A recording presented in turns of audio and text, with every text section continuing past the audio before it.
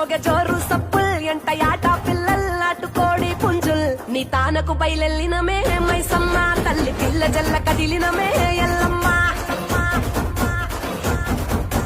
పచ్చి కుండల్ పెట్టి పసుపు సున్నాల్ కట్టి కొత్త పట్టల్ ఎత్తినామే బోనాల్ పాయసారు తెచ్చినమే పోషమ్మ నిన్ను పానమెత్తు మొక్కుతమే పెద్దమ్మ